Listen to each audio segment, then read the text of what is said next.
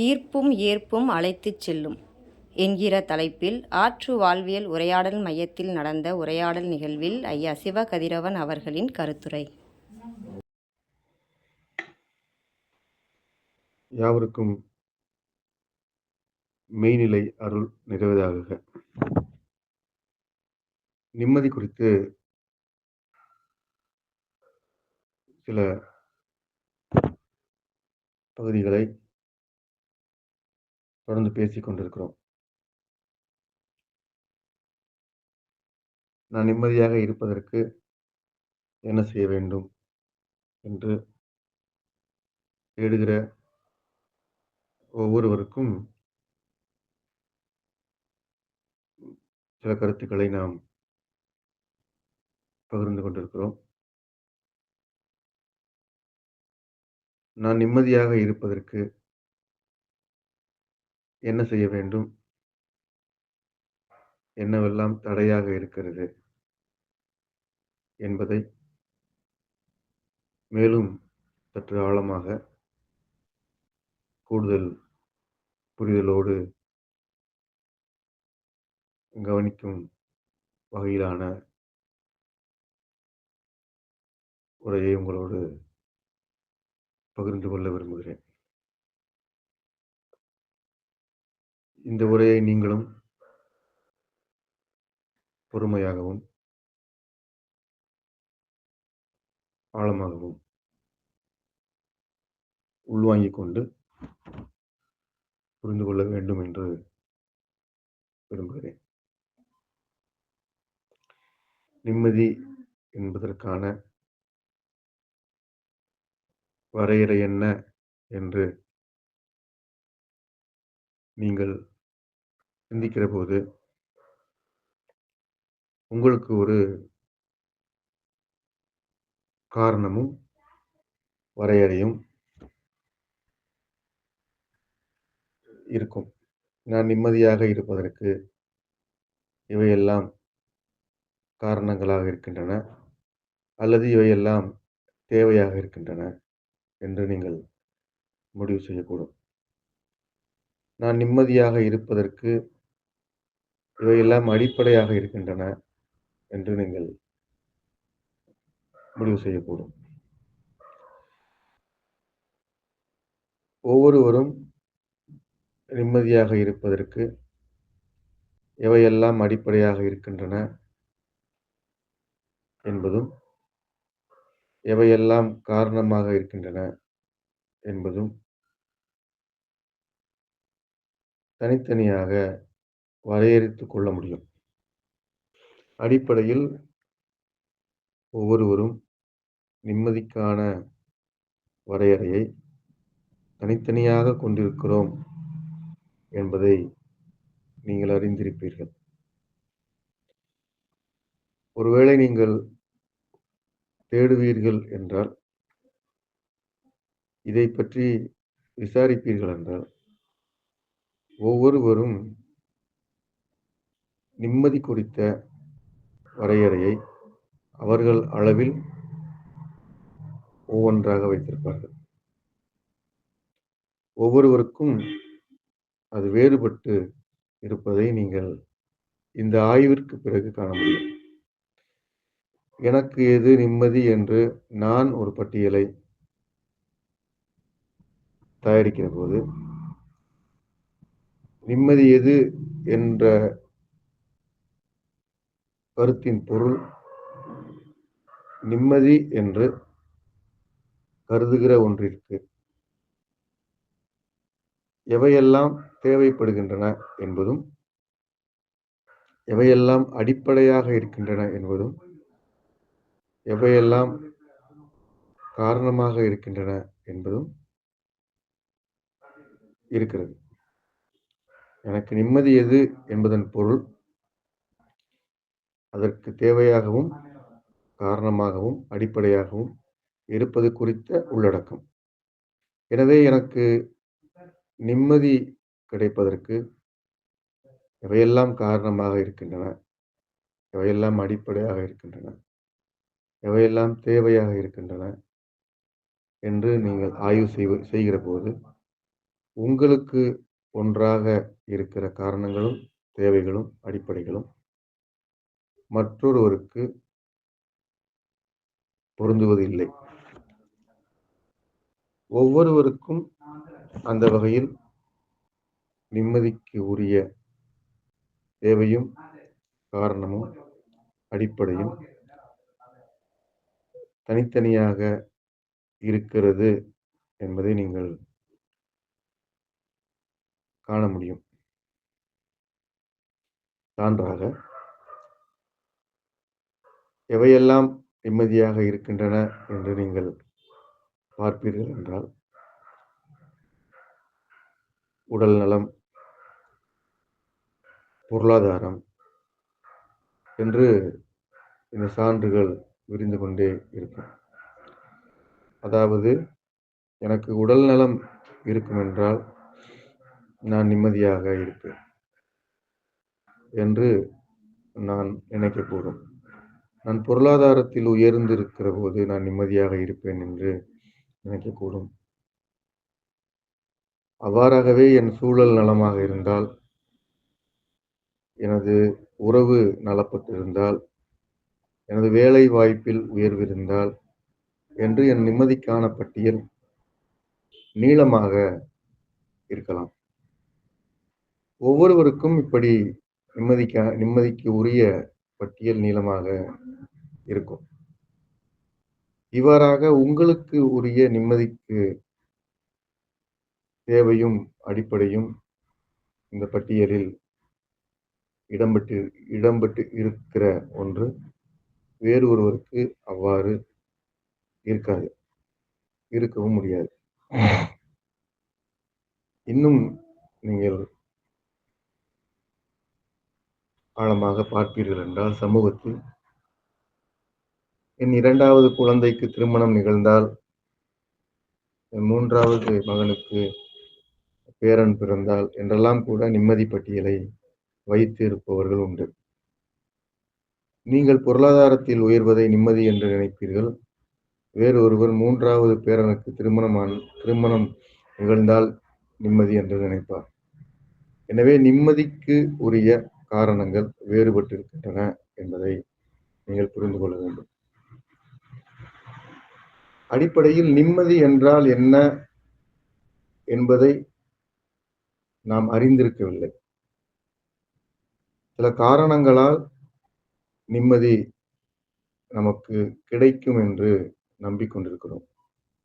அதே வகையில் சில தேவைகளை நிறைவு செய்து கொள்கிற போது நாம் நிம்மதி பெற முடியும் என்றும் நம்பிக்கொண்டிருக்கிறோம். சில அடிப்படைகளின் வழியாகவும், சில தேவைகள் நிறைவு பெறும் பொழுதும், சில காரணங்கள் சீராகும் பொழுதும் நமக்குள் நிம்மதி கிடைக்கும் என்று நம்பிக்கொண்டிருக்கிறபடியால் இந்த நிம்மதி குறித்து நாம் தேடுவதில்லை. உண்மையிலேயே நிம்மதி என்றால் என்ன என்பது குறித்த பார்வை இல்லை என்பதாலேயே நிம்மதிக்கு காரணங்களையும், தேவைகளையும் உட்கருத்தாக அடுக்கி வைத்திருக்கிறோம். அடிப்படையில் நிம்மதி என்றால் என்ன என்பதை தெரிந்து கொள்வதற்கே நாம் இந்த காரணங்களிலிருந்து சரியான புரிதலோடு விடுபட வேண்டிய உள்ளது என்பது இந்த பாடத்தின் போக்கில் நீங்கள் அறிந்து கொள்ள முடியும். அந்த வகையில் நிம்மதிக்கு உரிய வரையறைகளாக எனக்கும் உங்களுக்கும் இன்னொருவருக்கும், நமக்குள் இருக்கிற மாந்தர் ஒவ்வொருவருக்கும் வேறுபாடுகள் இருக்கின்றன என்பதை நீங்கள் பார்க்க முடியும். இவ்வாறான வேறுபாடுகள் தனித்தனியாக ஏன் உருவாகின்றன? ஒவ்வொரு மனிதனுக்கும் தனித்தனியான வேறுபாடுகள் நிம்மதி குறித்து ஏன் வைத்திருக்கிறோம் என்பது நாம் சிந்திக்க வேண்டிய, ஆழமாக புரிந்து கொள்ள வேண்டிய கருத்து. ஏன் மனிதர்களுக்கு நிம்மதி குறித்த தனித்தனி வரையறைகள் இருக்கின்றன என்று நீங்கள் சிந்தித்து பார்த்திருக்கிறீர்களா? ஒருவர் நிம்மதிக்காக கூறுகிற காரணத்தை உற்று நோக்குங்கள். சான்றாக, நீங்கள் நிம்மதிக்கு உரிய காரணமாக என்ன வைத்திருக்கிறீர்கள் என்பதை உற்று நோக்குங்கள். அந்த வகையில் நிம்மதிக்கு உரிய காரணத்தை நீங்கள் உற்று நோக்குவதன் வழியாக நிம்மதிக்கு தடையாக இருக்கிற புரிதல்களை, நிம்மதிக்கு தடையாக இருக்கிற தவறான புரிதல்களை நீங்கள் கைவிட முடியும். எனவே நீங்கள் நிம்மதி குறித்து புரிந்து கொள்ள வேண்டிய அளவு முதலில் எனக்கு ஏன் நிம்மதி குறைவு இருக்கிறது, அதற்குரிய காரணம் என்ன என்பதை உற்று நோக்குங்கள். சான்றாக, எனக்கு பொருளாதாரத்தில் குறைவு இருக்கிறது. பொருளாதாரம் நிறைவடைகிற நிலையில் நான் நிம்மதியாக இருக்க முடியும் என்று நீங்கள் ஒரு தேவையை, ஒரு காரணத்தை நிம்மதிக்கு உரிய வரையறையில் வைத்திருக்கிறீர்கள், நிம்மதிக்கான காரணமாக வைத்திருக்கிறீர்கள் என்று வைத்துக் கொள்வோம். அதாவது, எனக்கு பொருளாதாரத்தில் குறைபாடு இருக்கிறது. என்னிடம் பொருளாதாரம் இல்லை. என்னிடம் பொருளாதாரம் இல்லை என்பதை நான் எந்த அடிப்படையில் உங்களுக்கு கூறுகிறேன்? ஏன் நான் பொருளாதாரம் இல்லை என்று உணர்கிறேன் என்பதை நான் பார்க்க வேண்டும். பொருளாதாரத்தை நான் ஒரு ஒப்பீட்டிலிருந்து உணர்கிறேன். பொருளாதாரத்தை நான் என் அருகே இருக்கிற ஒருவரோடு ஒப்பிட்டு பார்க்கிறேன். அவருக்கு சில சலுகைகள், அவருக்கு சில வாய்ப்புகள் பொருளாதாரத்தின் அடிப்படையில் கிடைக்கின்றன என்பதை பார்க்கின்றேன். அவர் போற்றப்படுகிறார் என்பதை பார்க்கின்றேன். அவர் போற்றப்படுவதிலோ, அவருக்கு புதிய சலுகைகள் கிடைப்பதிலேயோ எனக்கு எந்தவித கருத்தும் இல்லை. அவ்வாறு கருத்து இருக்கும் என்றால் அது பொறாமை வகைப்பட்டது. எனவே பொறாமை என்பது என்ன என்பது குறித்து நாம் இன்னொரு முறை பேசலாம். அடிப்படையில் உங்கள் அருகில் இருக்கிற, என் அருகில் இருக்கிற ஒருவருக்கு வாய்ப்பு இருப்பது குறித்து, வளமை இருப்பது குறித்து எனக்கு கருத்து மாறுபாடு இல்லை என்கிற அளவில் நாம் நிம்மதியை பேசிக்கொள்வோம். எனக்கு அப்படியான ஒன்றும் இல்லை, கருத்து வேறுபாடு இல்லை. அவர் வாய்ப்பு உடையவராக இருக்கிறார், பல்வேறுபட்ட சலுகைகளில் முந்தி நிற்பவராக இருக்கிறார். எனக்கு அது இல்லை என்று ஒப்பிடுகிறீர்கள். சரி, உங்களிடம் ஏன் இந்த ஒப்பீடு வருகிறது என்றால் அதற்கு சில காரணங்கள் இருக்கின்றன. நானும் அவரும் ஒரே வீட்டில் பிறந்தவர்கள். நானும் அவரும் ஒரே ஊரை சார்ந்தவர்கள். நானும் அவரும் ஒரே மறை வழிபாட்டை செய்பவர்கள். நானும் அவரும் ஒரே கல்வி முறையை கற்றவர்கள். நானும் அவரும் ஒரே வகையான வேலையை பார்த்து கொண்டிருக்கிறோம். நானும் அவரும் ஒரே பேருந்தில் பயணிக்கிறோம், ஒரே ஊரில் வசிக்கிறோம் என்று நீங்களும் அவரும் ஒன்றாக இருக்கிற பல்வேறு காரணங்களை நீங்கள் அடுக்குவீர்கள். அந்த வகையில் இந்த இரண்டையும் நீங்கள் பார்க்கிற போது, ஆய்வு செய்து பார்க்கிற போது, நானும் அவரும் ஒன்றுதானே, அவர் மட்டும் சில சலுகைகள் பெற்றவராக இருக்கிறார், அவர் மட்டும் சில வாய்ப்பு பெற்றவராக இருக்கிறார், அவர் மட்டும் சில அலங்கரிப்புகளுக்கு உள்ளாகிறார் என்கிற ஒப்பீட்டில் இருந்து நீங்கள் உங்கள் நிம்மதிக்குரிய காரணத்தை வேறுபாட்டினை பார்க்க முடியும். அப்படித்தான் பார்ப்போம். உண்மையிலேயே நீங்களும் அவரும் ஒன்றா என்று நீங்கள் கேட்டு பார்க்க வேண்டியிருக்கிறது. நீங்கள் கேட்டு பார்க்க வேண்டும். நீங்கள் சொன்ன நீங்களும் அவரும் என்று வைத்திருக்கிற பட்டியலில், ஒன்று என்று நினைத்துக் கொண்டிருக்கிற பட்டியலில் சொல்லப்படுகிற எல்லா காரணங்களின் அடிப்படையிலும் பார்ப்பீர்கள் என்றால், நீங்களும் அவரும் ஒன்றா? நீங்கள் சொன்னது போல, குறிப்பிட்டது போல, நானும் அவரும் ஒரே ஊரை சார்ந்தவர்கள். அந்த வகையில் ஒரே ஊரை சார்ந்த நீங்களும் அவரும் ஒன்றாக இருக்கிறீர்கள் என்று நீங்கள் குறிப்பிட முடியுமா? நானும் அவரும் ஒரே மதத்தை வழிபடுகிறோம். எனவே என்று ஒரே மதத்தை வழிபடுகிற நீங்களும் அவரும் ஒன்றாக முடியுமா? நானும் அவரும் ஒரே பேருந்தில் பயணிக்கிறோம். எனவே நானும் அவரும் ஒன்று என்று நீங்கள் முடிவெடுப்பீர்களா? நானும் அவரும் ஒரே கல்வியை கற்றிருக்கிறோம். எனவே நானும் அவரும் ஒன்று என்று நீங்கள் முடிவெடுப்பீர்களா? என்றால் நிச்சயமாக அப்படி இருக்காது.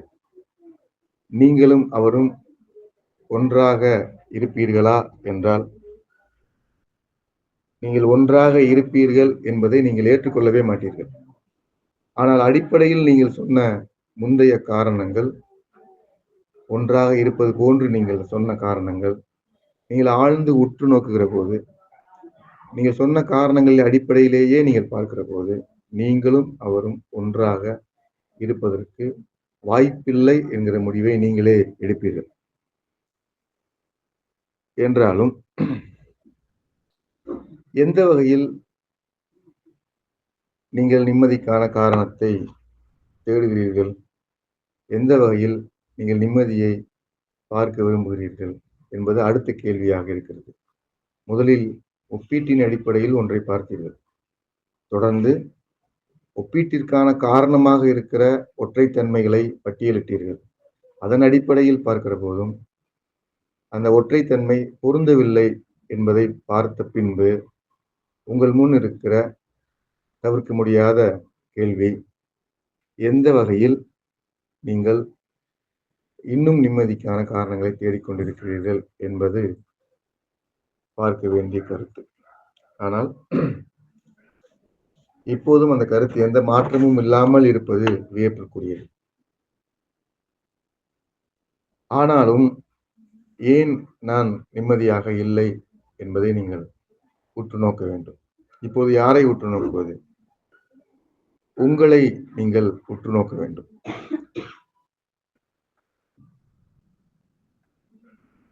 அவரும் நீங்களும் என்று உற்று நோக்குகிற போது, இன்னொருவரை ஒப்பீட்டின் அடிப்படையில் நீங்கள் உற்று நோக்குகிற போது,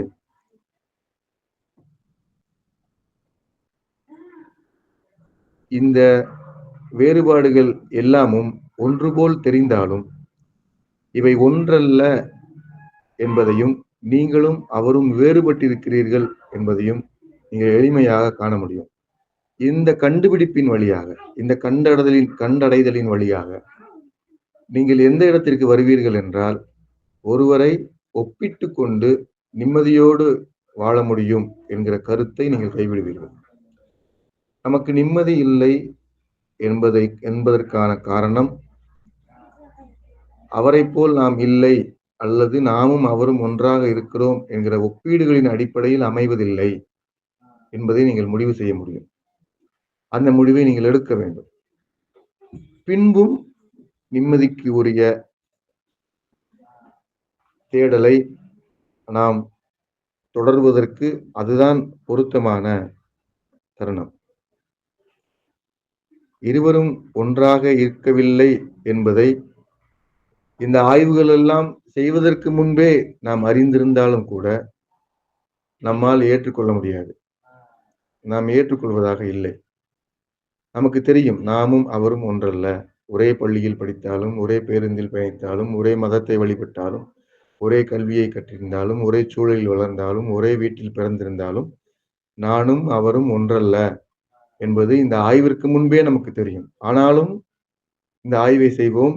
ஆய்வை செய்து முடித்த பின்பும் அந்த கேள்வி அப்படியே இருக்கும். எனக்கு ஏன் நிம்மதியாக இல்லை? அவருக்கு ஏன் நிம்மதிக்கான காரணங்கள் உடனடியாக கிடைக்கின்றன என்றெல்லாம் பதற்றமும் மன கொந்தளிப்பும் அப்படியே இருக்கும். நீங்கள் ஆழ்ந்து நோக்குகிற போது ஒன்றை காண முடியும். உங்கள் மனதின் ஆழத்தில், உங்கள் சிந்தனையின் ஆழத்தில்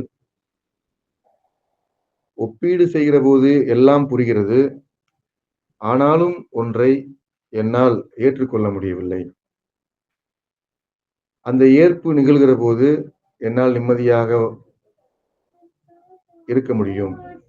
நிம்மதி எனக்கு கிடைக்கும் என்று பார்க்கிறேன் என்பதாக நீங்கள் ஒன்றை பார்க்க முடியும். ஏற்றுக்கொள்ள முடியாத நிலை, ஏதோ ஒன்று ஏற்றுக்கொள்ள முடியாமல் எனக்கு இருக்கிறது என்கிற நிலை. இந்த ஏற்பு நிகழும் என்றால் நான் நிம்மதியாக இருக்க முடியும் என்கிற நிலை எல்லாமும் உங்கள் மனதில் ஓடிக்கொண்டிருக்கிறது, ஓடிக்கொண்டிருக்கும். இதுதான் நீங்கள் மிக கவனமாக, மிக பொறுமையாக உள்வாங்கி நகர வேண்டிய இடம். உங்களை நான் ஒன்றை நோக்கி அழைக்கிறேன். நீங்கள் ஏற்றுக்கொள்பவராக இருத்தல் கூடாது.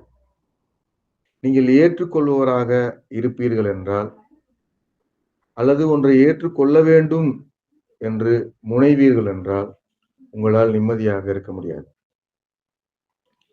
ஏற்றுக்கொள்ளல் அடிப்படையில் நிம்மதி என்பது கிடைக்காது. அந்த வகையில் நிம்மதியை நீங்கள் அடைவீர்கள் என்றால் அது நிலைக்காது. ஏற்றுக்கொள்ளல் என்பது நான் குறிப்பிடுகிற முறை நீங்கள் பின்பற்றி சடங்காக அவற்றை உள்வாங்கிக் கொள்வதாக நான் குறிப்பிடுகிறேன். என்ன நிகழ வேண்டும்? ஏற்றுக்கொள்ளல் என்பதற்குள் நீங்கள் என்னவாக மாற்றமடைய வேண்டும் என்றால், நீங்கள் ஏற்றுக்கொள்ளல் என்ற நிலையை அடைவதற்கு முன்பு ஒன்றை புரிந்து கொள்ள வேண்டும். என்னால் ஒன்றை ஏற்றுக்கொள்ள முடியவில்லை. எல்லா ஆய்வும் புரிகிறது. என் மனம் குறித்து எல்லாமும் தெரிகிறது. என்றாலும் என்னால் ஒன்றை ஏற்றுக்கொள்ள முடியவில்லை என்று நீங்கள் குறிப்பிடுவதற்கு உள்ளே இருக்கிற நிலை என்னவென்றால், நீங்கள் ஏற்றுக்கொள்வதற்கு துடிப்பதை நிறுத்துங்கள். நீங்கள் புரிந்து கொள்வதன் வழியாகவே ஒன்றை ஏற்றுக்கொள்ளலாமா வேண்டாமா என்பதை முடிவு செய்ய முடியும். எனவே நீங்கள் அடிப்படையில் ஒன்றை முதலில் புரிந்து கொள்ள வேண்டும். புரிந்து கொள்ளல் நிகழ்வதற்கு என்ன செய்ய வேண்டும்? ஒன்றை புரிந்து கொள்ள வேண்டும் என்றால் அங்கே என்ன நிகழ வேண்டும் என்பது அடுத்த நிலை. ஏனென்றால் புரிந்து கொள்ளல் முறையாக நிகழ்கிற போது ஒன்றை நீங்கள் முழுமையாக புரிந்து கொள்வீர்கள் என்றால் அந்த கருத்திற்கும் உங்களுக்குமாக இருக்கிற வேறுபாடு என்ன என்பதை நீங்கள் துல்லியமாக பார்க்க முடியும். சான்றாக, ஒரு நபரை நீங்கள் ஏற்றுக்கொள்ள வேண்டும் என்று துடிக்கிறீர்கள். ஒரு நபரை நீங்கள் ஏற்றுக்கொள்ள வேண்டும் என்று அரற்றுகிறீர்கள். ஆனால் ஏற்றுக்கொள்ள முடியாமல் தவிக்கிறீர்கள். இது ஏன் நிகழ்கிறது? இங்கு அமைதி நிகழ்வதற்கு, நிலைக்கொள்ளல் நிகழ்வதற்கு செய்ய வேண்டியது என்ன? முதலில் செய்ய வேண்டியது என்ன என்றால், அந்த நபரை நீங்கள் புரிந்து கொள்ள வேண்டும். அந்த நபரை நீங்கள் புரிந்து கொள்ள வேண்டும் என்பதன் பொருள், அந்த நபரின் கருத்து என்ன? அந்த நபரின் வடிவம் என்ன? அந்த நபரின் வெளிப்பாடுகள் என்ன என்றவாறு இருக்கிற எல்லா அம்சங்களையும் உங்களால் இயன்ற அளவு நீங்கள் புரிந்து கொள்ள வேண்டும். இந்த புரிதல் நிகழ்கிற போது, இந்த புரிதல் நிறைவடைகிற போது, நான் குறிப்பிட்டது போல நீங்கள் அறியப்பட்ட அளவில் ஒன்றை முழுமையாக புரிந்து கொள்கிற போது நீங்கள் உங்கள் இயல்பு எல்லைக்கு உட்பட்டே ஒன்றை முழுமையாக புரிந்து கொள்கிற போது, குறைந்தபட்சம் என்னென்ன வேறுபாடுகள் இருக்கின்றன, எங்கெல்லாம் இடைவெளிகள் இருக்கின்றன என்பதை முழுமையாக நீங்கள் காண முடியும். நான் சான்றாக ஒரு நபரை கூறியது போல, ஒரு கருத்தின் மீது நீங்கள் இந்த வேறுபாட்டை செய்து பார்க்கலாம். புரிந்து கொள்ளலுக்கு நீங்கள் முயலலாம். ஒரு பொருளின் மீது செய்து பார்க்கலாம்.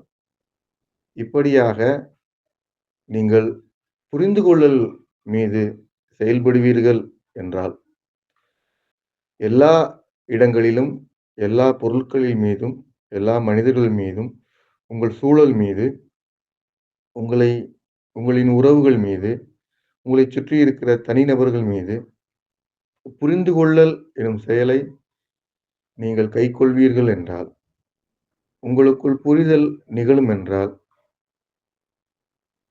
அந்த சூழல் குறித்தும், உறவு குறித்தும், தனிநபர் குறித்தும் உரிய முடிவுகளை நீங்கள் மேற்கொள்ள முடியும். அந்த இடைவெளியை நீங்கள் காண்பதன் வழியாக, உங்களுக்கும், உங்கள் சூழலுக்கும், உங்கள் புறத்திற்கும் இடையே இருக்கிற வேறுபாடுகளை நீங்கள் காண்பதன் வழியாக, இந்த வேறுபாடுகளை நான் ஏற்றுக்கொள்ளலாமா? வேண்டாமா? என்று நீங்கள் முடிவெடுக்க முடியும். ஒரு வேறுபாடு உடைய மனிதரை நீங்கள் ஏற்பதா? கைவிடுவதா? ஒரு வேறுபாடு இருக்கிற கருத்தினை நான் ஏற்பதா? கைவிடுவதா? ஒரு முரண்பட்ட சூழலை நான் ஏற்பதா? கைவிடுவதா? ஒரு இணக்கமான, இயல்பான ஒன்றை நான் ஏற்பதா? கைவிடுவதா? என்று எல்லா மட்டங்களிலும், எல்லா அம்சங்களிலும், எல்லா தோற்றங்களிலும் நீங்கள் ஒரு முடிவை மேற்கொள்ள முடியும். அந்த முடிவு துல்லியமாக உங்களுக்கும், உங்கள் புறத்திற்கும் இருக்கிற வேறுபாடை, இடைவெளியை காட்டிவிடும். எனவே நீங்கள் நிம்மதி குறித்து தேடுகிற போது, இந்த இடைவெளி தெரிந்தவுடன், இது எனக்கு பொருந்துமா? பொருந்தாதா? என்று பார்த்து நிற்கிறபோது, பொருந்தும் என்றால் ஏற்கப் போகிறீர்கள். பொருந்தாது என்றால் நகர்ந்திருக்கப் போகிறீர்கள். இப்படி ஒரு நிலை நிம்மதி குறித்த தேடலில் வந்து நிற்கும். எனக்கு பொருந்தவில்லை, எனக்கு பொருந்துகிறது. இந்த 2ஐ தவிர அந்த இடைவெளியும், வேறுபாடுகளும் உங்களுக்கு வேறு ஒன்றையும் காட்டாது. இது முடிவிலும் முடிவாக வந்து நிற்கிற இடம். நீங்கள் பார்க்கிற எல்லாவற்றின் மீதும் இவற்றை காண முடியும். நீங்கள் உரையாடுகிற எல்லாவற்றின் மீதும் இவற்றை காண முடியும். இந்த மனநிலையில் நீங்கள் சீர்தூக்கி பார்க்கிற சிந்தனை முறையில் இந்த இடம் உங்களுக்கு கைவரப்பெறும். இந்த சிந்தனையில் இது பொருந்துகிறது, எனக்கு இணக்கமானது, இடைவெளி இல்லாதது, ஏற்புடையது என்கிற அளவில் இருக்குமென்றால் சிக்கல் இல்லை. நீங்கள் நிம்மதியாக பயணிப்பீர்கள். ஆனால் இது பொருந்தவில்லை, எனக்கானது இல்லை, முரண்பட்டு இருக்கிறது என்று நீங்கள் பார்க்கிறீர்கள். ஆனால் அதன் மீது எனக்கு ஒரு ஈர்ப்பு இருக்கிறது. அதன் மீது எனக்கு ஒரு மதிப்பு இருக்கிறது. அதன் மீது வேண்டும் என்ற விருப்பம் இருக்கிறது. முறிவு ஏற்படக்கூடாது என்கிற கவனம் இருக்கிறது. என்றாலும் ஒரு வேறுபாடும் ஏற்றுக்கொள்ள முடியாத நிலையும் இருக்கிறது என்றால் என்ன செய்வது? என்பதுதான் அடுத்த கேள்வியாக வந்து நிற்பது. இந்த சூழலில், இந்த மனநிலையில் நீங்கள் செய்ய வேண்டியது, உங்கள் முரண்பாடுகளை பொருட்படுத்தாமல் இருப்பது. ஒரு ஈர்ப்பு இருக்கிறது. ஒரு மதிப்பு இருக்கிறது. சரி என்ற சத்தம் உங்களுக்கு கேட்டுக்கொண்டே இருக்கிறது. ஆனால் புறவயமாக உங்களால் இணக்கம் காட்ட முடியவில்லை என்பதாக பார்க்கிற போது, இவற்றின் மீது எந்த செயல்பாடும் செய்யாமல்,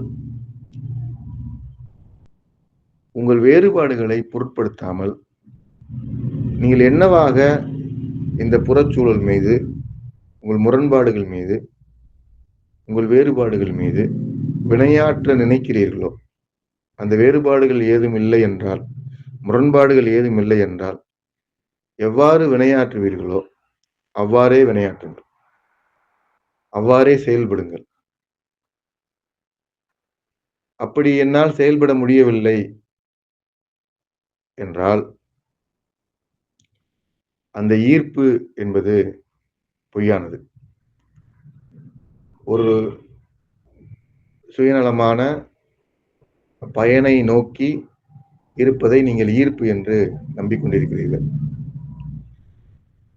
முந்தைய சிந்தனைகளை நீங்க ஆழ்ந்து நோக்கவில்லை என்று பொருள். முந்தைய சிந்தனையில்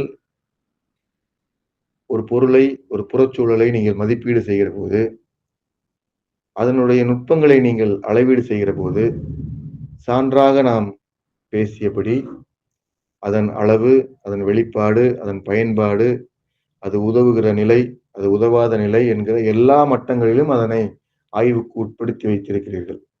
அது உதவாது, அது பயன்படாது, அது அழுக்கானது, அது முரண்பட்டது என்றவாறு பல கருத்துக்கள் இருந்தாலும் அதன் மீது ஈர்ப்பு இருக்கிறது என்று நீங்கள் முடிவெடுத்த பின்புதான் இந்த நிலைக்கு வருகிறீர்கள். எனவே அந்த முடிவு எடுக்கிற போதே அதன் மீது ஈர்ப்பு இருக்கிறது, அது முரண்பட்டு இருந்தாலும் ஈர்ப்பு இருக்கிறது, பயன்படாது என்றாலும் ஈர்ப்பு இருக்கிறது, தேவைப்படாது என்றாலும் ஈர்ப்பு இருக்கிறது என்ற நிலையில் நீங்கள் நின்று பார்க்கிற போது, அந்த ஈர்ப்பை மதிப்பாக வைத்துக்கொண்டு நீங்கள் நகர்கிற போது, அது உங்களுக்கு எதுவும் தராது என்றாலும் கூட, நீங்கள் என்ன தர வேண்டும் என்று நினைக்கிறீர்களோ அந்த வகையில் செயல்படுங்கள் என்பதுதான் அடுத்த நிலை. நீங்கள் உங்கள் நிலையில் இருந்து செயல்படுகிறீர்கள் என்றால், நீங்கள் உங்கள் நிலையில் இருந்து வினையாற்றுகிறீர்கள் என்றால், உங்களுக்கு அது ஏதாவது கொடுக்கும் என்கிற நிலை இருக்காது. அது ஏதாவது உங்களுக்கு பயனளிக்கும் என்கிற நோக்கம் இருக்காது. நீங்கள் வினைப்படுகிறீர்கள், நீங்கள் வெளிப்படுத்துகிறீர்கள். அதனுடைய முரண்பாடுகளை நீங்கள் பொருட்படுத்தவில்லை. அதனுடைய எந்த ஒன்றையும் நீங்கள் பொருட்படுத்தவில்லை. நீங்கள் என்ன விரும்புகிறீர்களோ அதை அதுக்கு அந்த புறச்சூழலுக்கு வழங்குகிறீர்கள். இந்த வளங்களில் அது மீண்டும் கைமாறாக அது என்ன கொடுக்கும் என்பது பற்றி உங்களுக்கு எந்த கவனமும் இல்லை என்றவாறு உங்களுடைய செயல்பாடுகள் அமையும் என்றால், நீங்கள் நிம்மதியை நோக்கி நகர்ந்து கொண்டே இருப்பீர்கள். எல்லாவற்றையும் மறந்துவிட்டு, எல்லா எதிர்பார்ப்புகளையும் கை கழுவி விட்டு, முழுமையாக நீங்கள் ஏற்றுக்கொள்ள வேண்டும் என்று சொல்கிறேன் என்று புரிந்து கொள்ளக்கூடாது.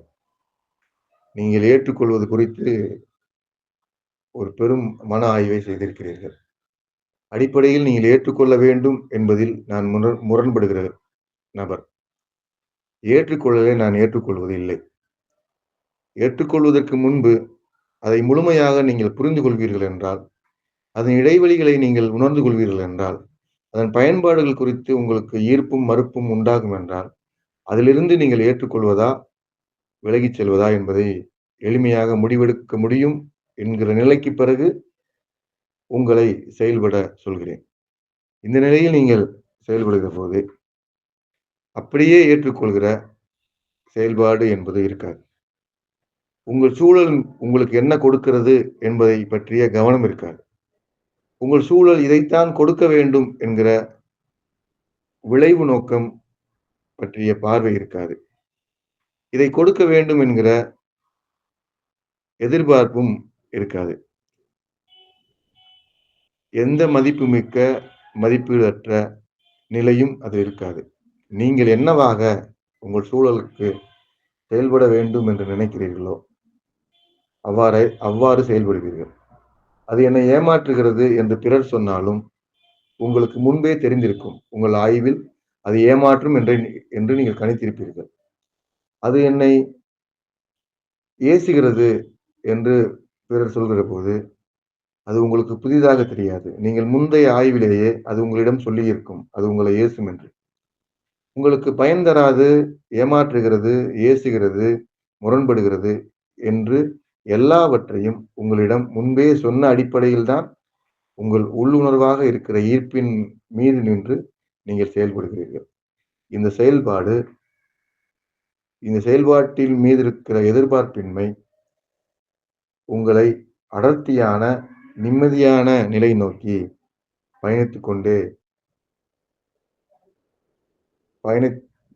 கொண்டே இருப்பதற்கு உதவும். துல்லியமாக உங்களை நகர்த்திச் செல்லும். இந்த நிலையில் உங்களது செயல்பாடு, உங்களது வினைப்படும் எல்லாமும் நிகழுமென்றால், உங்கள் வினைப்பாடுகள் எல்லாமும் நிகழுமென்றால், இப்போது இருக்கிற புலம்பல்களும், தேக்க நிலையும்,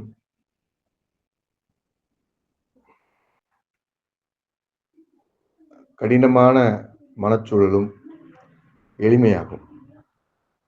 ஒன்றை ஏற்றுக்கொள்கிற நிலையில் இருக்கிற நிம்மதி என்கிற கருத்தை மட்டும் நாம் பார்த்திருக்கிறோம். நிம்மதி குறித்த பல்வேறு பரிமாணங்களில் இது இன்றியமையாதது.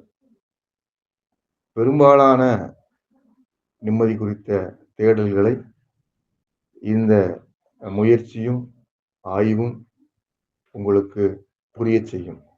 உங்கள் புரிதலில் இருந்து உங்கள் புறச்சூழல் மீது உங்களது இடைவெளியை நீங்கள் பார்க்க முடியும். உங்கள் புறச்சூழலில் மீது உங்களின் முரண்பாடுகளை நீங்கள் பார்க்க முடியும். இடைவெளிக்கும் முரண்பாடுகளுக்கும் இடையே ஒளிர்ந்து கொண்டிருக்கிற, ஈர்த்து கொண்டிருக்கிற ஒன்றை நீங்கள் ஏற்க முடியும். அந்த ஈர்ப்பினை பற்றி கொண்டு, அந்த ஈர்ப்போடு வினைப்படும் பொழுது, நோக்கமின்றி, எதிர்பார்ப்பின்றி வினைப்படும் பொழுது, உங்களை முழுமையாக வெளிப்படுத்துகிற போது, முரண்பாடுகள் தளர்வது மட்டுமல்லாமல், நிம்மதி குறித்த மிக இன்றியமையாத அடுத்த படிநிலைக்கு நீங்கள் செல்வீர்கள். மெய்நிலை உங்களுக்கு எப்பொழுதும் நிம்மதி அருள விரும்புகிறேன்.